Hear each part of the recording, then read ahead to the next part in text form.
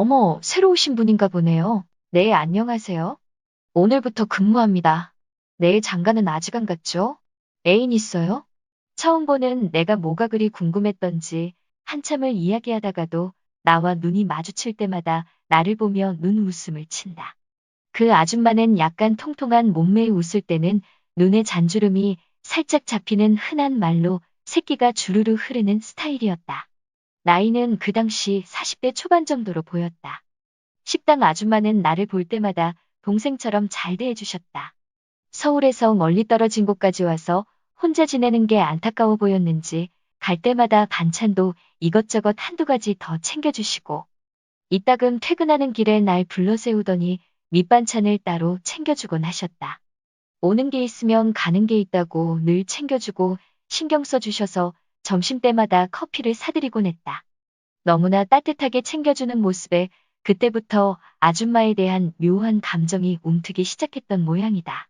돈 문제로 아내가 집을 나가고 별거 아닌 별거를 하기 시작하면서 서울 생활에 지쳐버린 나는 아내의 동의도 얻지 않고 강릉으로 발령받아 혼자 지내게 되었다.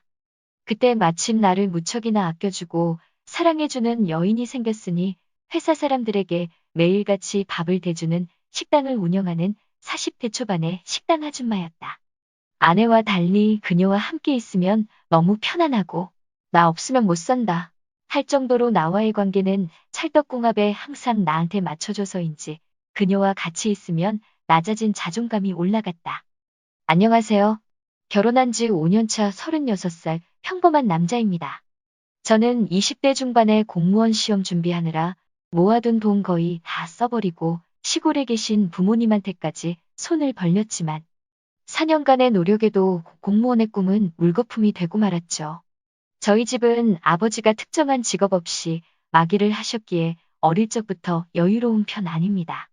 이틀에 하루는 집에 계시는 아버지를 보고 자라서인지 전 안정되고 월급 꼬박꼬박 나오고 퇴직하면 연금 나오는 직업을 가지고 싶어 공부했던 건데 너무 아쉬운 상황이 되고 말았네요.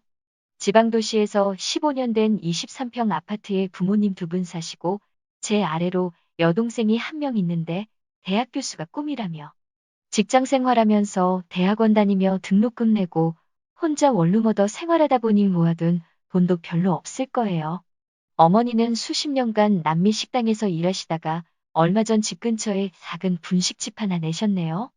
장사가 잘 되는 건 아니지만 다행히 가게 월세 내고 이것저것 뺄 것 빼면 생활비에 용돈 정도는 나오시는가 보더라고요.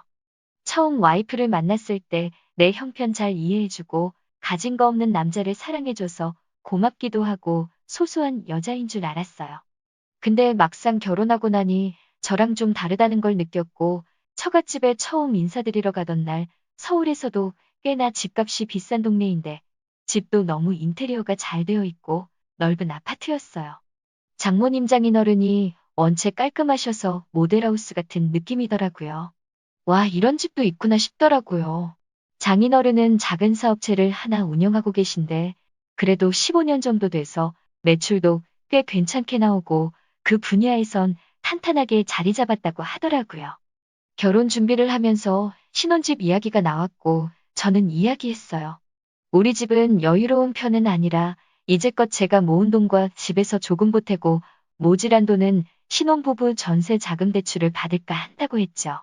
와이프가 그럼 집 구하는데 70%는 빚져야 하는 거냐고. 그래서 그렇다 했습니다. 며칠 후 와이프가 그러더군요. 오빠 우리 아빠가 전세금 해준다는데 괜찮겠냐고요. 부담스러우면 빌린다고 생각해라. 이자 없는 걸로 했지만 제가 거절했어요. 물론 너무 감사하지만 시집가는 딸에게 그것까진 너무 무리라 생각했어요. 그리고 말 나오자마자 넙죽 받아먹는 것도 예의가 아닌 것 같고 해서 신혼집을 대출로 얻은 것이다 보니 집안 혼수들은 와이프가 모은 돈으로 큰 돈 안 들이고 했어요. 결혼 준비하면서 우리 둘은 거의 싸운 적이 없어요. 제가 내세울 거 없는 신랑이다 보니 와이프 하고 싶은 대로 다 맞춰줬거든요. 근데 신혼여행 다녀온 후부터 싸우기 시작했어요. 어느 날 와이프가 친구 모임을 다녀오더니 나만 이런 데 산다고. 다들 새 아파트에 집도 이쁘게 꾸미면서 자랑하고 난린데 난 이게 뭐냐고 툴툴 대더라고요. 첫 출발선부터 다르지 않냐고 걔네는 빚 없이 시작하는데 우린 수억을 빚지고 시작해서 어느 세월에 월급 모아서 따라잡냐고. 평생을 내 집장만 못하고 이러고 살아야 하는 거 아니냐면서 말이죠. 사실 저희가 서울근교에 10년 넘은 아파트였거든요.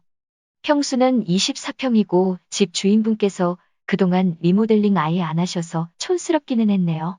아내가 내 돈 들여 이쁘게 고치고 싶어도 2년 계약에 남의 집인데 손 뗄 수도 없고 또 화장실만 다녀오면 타일 색깔이 너무 마음에 안 든다며 투덜대요. 근데 와이프 친구들은 다들 새 아파트 분양받았거나 2에서 3년 지난 깨끗한 아파트에 다 자가이다 보니깐 친구 집 놀러 갔다가 비교가 많이 되었나 봐요. 하루는 와이프가 우리 어머님, 아버님 뭐 하셨냐고 젊은 날 웃으면서 이야기하는데 기분 나빴습니다. 시댁이 능력 없어 자기가 이런 데 산다고 비꼬는 듯 했어요. 물론 저희 부모님 남들처럼 열심히 사셨으나 운도 안 좋았고 이런 쪽으로 박지 못하셔서 열심히 일하신 만큼 큰 수확이 없었던 거죠. 결혼 생활 내내 제가 더 많이 맞추고 있고 아내의 눈치를 살피는데 와이프는 갈수록 계속 친구들하고 비교하고 심지어 저희 집을 아래로 보고 마기하게 하는데 저도 참는데 한계가 오기 시작할 때였습니다. 결국 아내의 불평불만은 멈출 줄을 몰랐고 결혼 3년 차에는 한 집에 살아도 되면 하게 지내고 잦은 다툼으로 이어졌죠. 얼마 못 가 아내는 나랑 더 이상 못 살겠다며 짐을 챙겨 친정으로 가버렸습니다. 별거 생활 6개월 만에 남편과 5년 전 사별한 과부 식당 아줌마가 여자로 다가왔습니다. 둘 다 처한 상황이 많이 외로울 때였죠. 밑반찬까지 따로 챙겨주는 아줌마가 늘 고마웠는데 하루는 아줌마가 발을 다쳐 방기부스를 하게 되면서 그때 출퇴근을 내 차로 태워주기 시작하면서 자연스럽게 가까워지게 되었다. 몇 달 동안 아침 저녁으로 함께 하다 보니 서로에 대해서 많은 것을 알게 되었다. 조잘조잘 말이 많았던 그 아줌마가 말을 하고 나는 주로 들어주는 편이었다. 그 아줌마가 먼저 나에게 연정을 품기 시작한 것 같았다. 그러던 어느 날 그 아줌마가 주말에 뭐 하냐면서 서울 갈 거냐 묻길래 딱히 할 일이 없다고 했더니 나에게 드라이브 한번 시켜달라는 것이었다. 그러면 동네 구경도 시켜주고 맛집도 알려주겠다고 한다. 막상 단둘이서 드라이브 한다고 나와보니 아줌마는 평소 보지 못한 과한 옷차림에 마치 남녀가 데이트하는 것처럼 느껴져서 뻘쭘해지더라고요. 하지만 아줌마의 거침없고 넉살스러운 대화로 분위기는 순식간에 화기애애해졌고 좋아졌어요. 입만 떼면 남과 비교하고 돈 이야기밖에 안 하는 아내와 그녀는 너무나 달랐다. 우리 오늘 재미나게 놀아요. 네. 아줌마 오늘 엄청 이쁘게 하고 나왔네요. 김 과장님도 오늘따라 더 멋져 보여요. 참 별거 생활 혼자 사는 게 힘들지 않나요? 이혼을 하던지 빨리 애인을 하나 두던지 해야죠. 젊은 나이에 외롭지 않아요? 한번 실패해서인지 신중해지네요. 했더니 그 아줌마가 김 과장님 제가 여자 하나 소개시켜줘요. 여자? 별로 생각 없는데. 근데 어떤 여자인데요? 저는 어떠세요? 순간 깜짝 놀랐다. 정말이에요? 어느 순간 우리 둘은 데이트를 즐기고 있었던 겁니다. 다음 주에도 주말에 별일 없으면 같이 영화 보러 가자고 아줌마가 먼저 시간 되냐고 묻더라고요. 주말마다 난 아줌마와 시간을 보내게 되었답니다. 1년이란 시간이 흘러 다시 서울로 올라가야 하는 상황이 되었고 아내는 집 나갈 때만 해도 당장 이혼할 것처럼 하더니 지금까지 우리 관계를 질질 끌더니 이제 와서 하는 말이 내가 자존심 세우지 말고 자기 아빠 찬스 받아 전세 기간 끝나는 대로 새 아파트를 장만하면 다시 살림 합치자고 하네요. 난 아내와 당연히 별거하고 이혼하는 줄 알고 아줌마와 가까이 지냈던 건데 이제 와서 이혼 못 해주겠다니 어떻게 해야 할지 고민이 되네요.